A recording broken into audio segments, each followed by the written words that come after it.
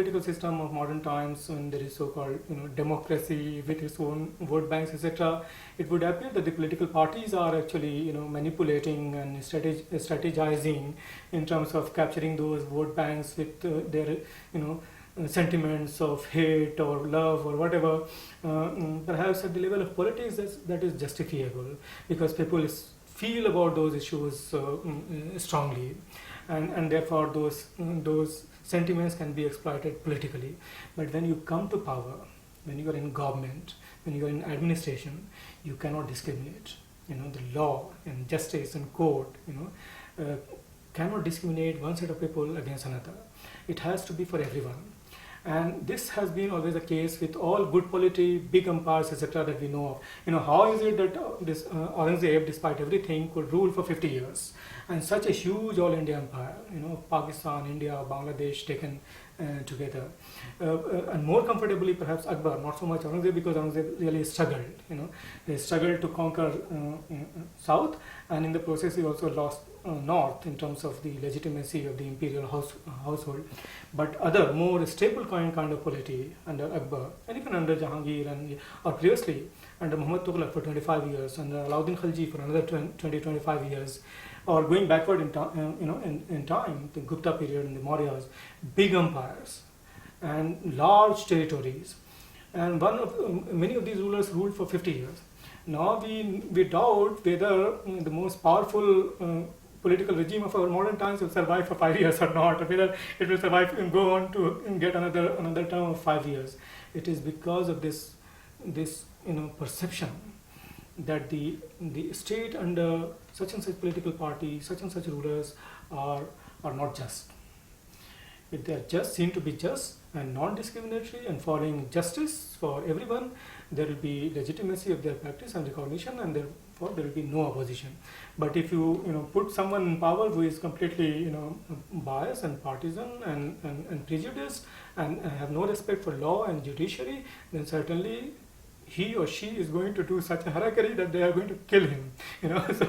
So we know that big empires have happened in India over 3,000 years now, and they have been part of glorious history of our civilization, and they have done things.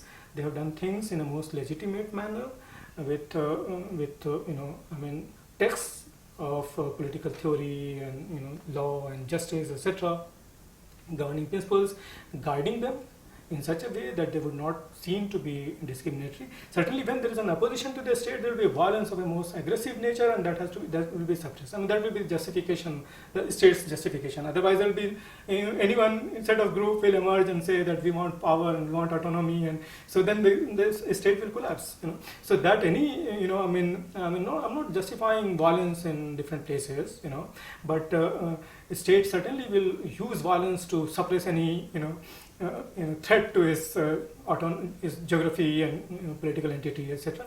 But in peaceful times, in terms of administration, governance, it has to be just, and it should not be seen to be biased or prejudiced in favor of one group, whether a majority, or seen to be partisan, pandering to a small minority group on the other side, if at all.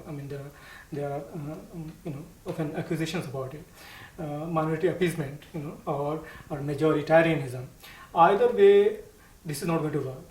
If a political party in power is seen to be appeasing a small group for whatever little votes they bring in for helping them come to power, it's not going to work, because the majority population would see that this is not just. Similarly, if the state is pandering to the whims and aggression of a majority, it will not last for a long time, because there will be only a small section of that majority which is going to get the license to do all kinds of violations, and violations cannot be tolerated and justified for long. So the political system has to be necessarily just and seen to be just, and seen to be doing something which is acceptable to a large spectrum of interests possible, which unfortunately did not happen in the Aurangzeb case.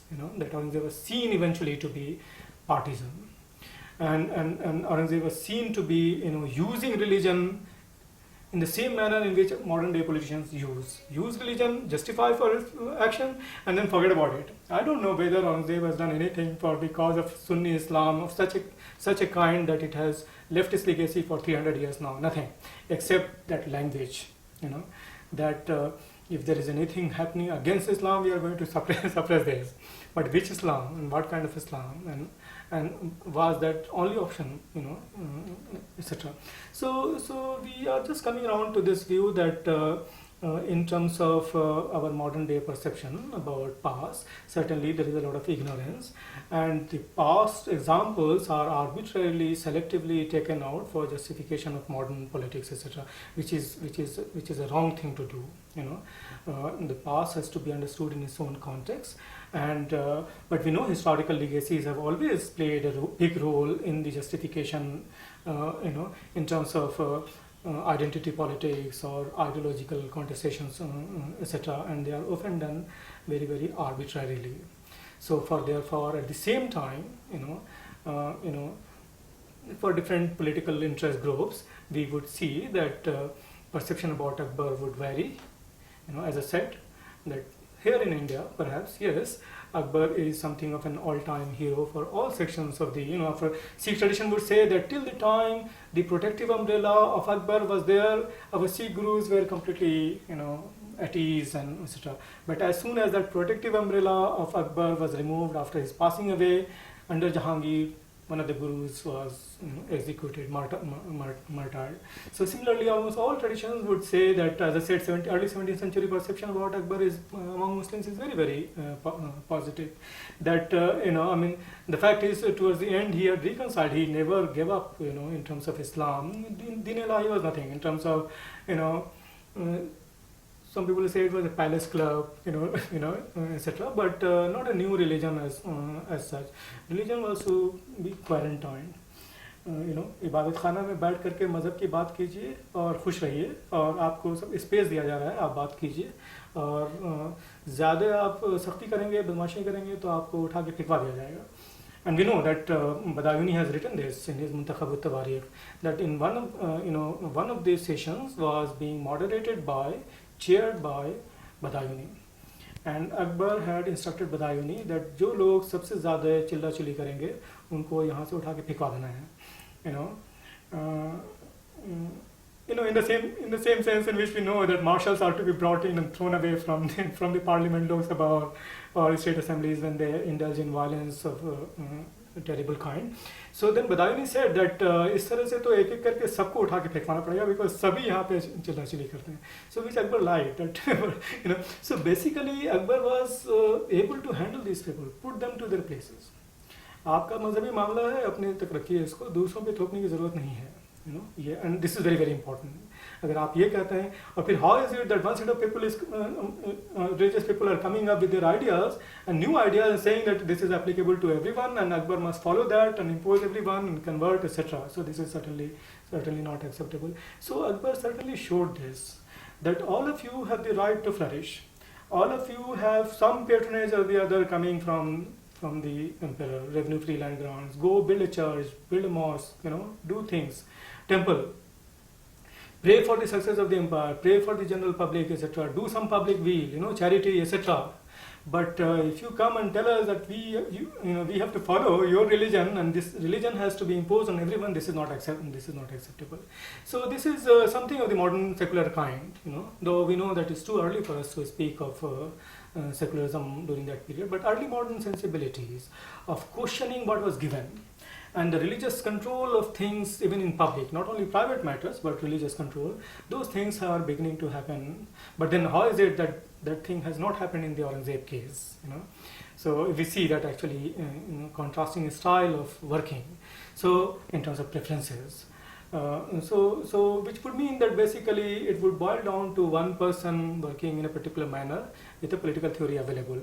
The same political theory is available to another person and he is not using that political theory, is using something else, which is narrow perhaps, sectarian perhaps, and aggressively religious, of a particular kind.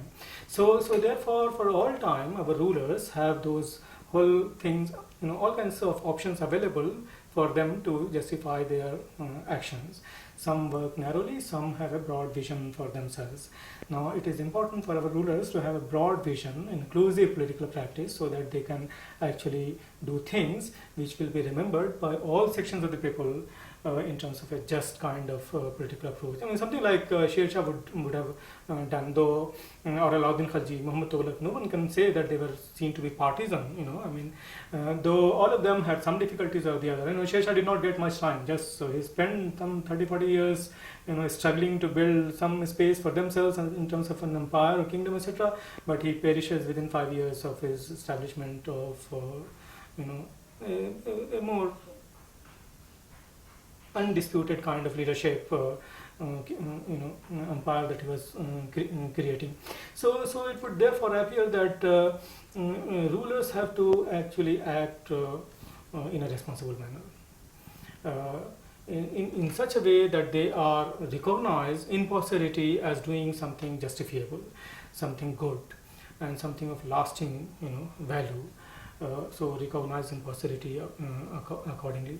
But what is happening on the other side in terms of modern day perceptions of it is all political.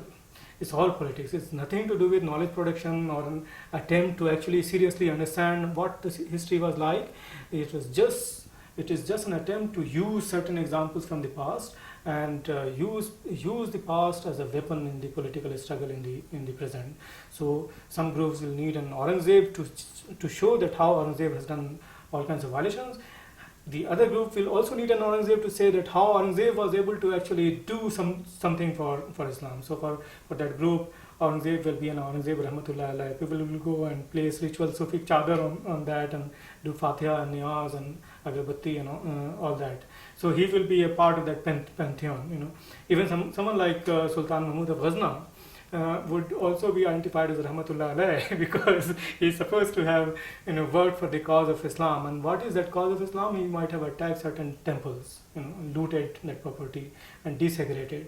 And for this group, it is a big thing that the infidels and their places of worship were attacked, and he wanted to establish Islam, which we know this was actually not the case. So for the other group, certainly those are violations which are completely unacceptable. But does it mean that we are going to take revenge for what happened in the past? So the other group wants to take revenge over what has happened in the past. That 1,000 years of slavery has to be corrected by another 1,000 years of reverse slavery. Certainly, which is completely irrational and can be unjustifiable and cannot be done. So these are the things which I think are important in terms of highlighting the knowledge, accurate understanding of what the past might have been like, and what are the modern day uses of that past. And modern day uses of that past are sometimes very, very unreasonably political, unreasonable, unjustifiable, and they are just catering to identity politics and different kinds of sectarian kind of ideologies, which are not justifiable, and therefore, as you know, that as I said previously, that and this will continue. But this will continue not in the sense of being an acceptable proposition for a long time.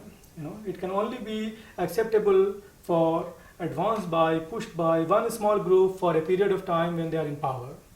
There will be other people who will be coming up with a different interpretation, more examples to show that it was not exactly the same.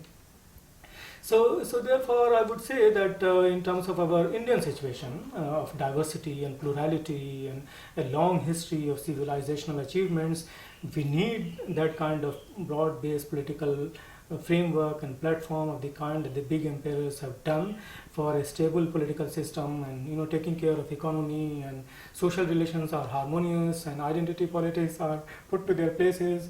Religious people have given their spaces where they have the freedom, etc. But these people are unleashed against one another, and violence, etc., and political anarchy. Certainly, this will not last. So our civilizational achievement shows that we will have to have a stable political power entity. It has to create a good condition of harmonious kind for social relations to, and people to coexist peacefully. And the economic situation has to be certainly taken cognizance of, which we know that for Aurangzeb it was a desperation, that North India there was nothing in terms of economy that needed some expansion. So where do you expand? You expand in Deccan or you expand in the Indian Ocean. In Deccan you have the Shiite sultanates, you also have the Marathas emerging in a big way, and you have also have the Portuguese controlling the entire coast. So how will the economy be managed? And in fact, in that sense, certainly reasons economic are important. But a wise ruler, a good ruler with good policymakers and strategists and advisors can still make do. you know but if it is just religious justification for wrongs, coming forward from the past or done in the present, is not going to work for long.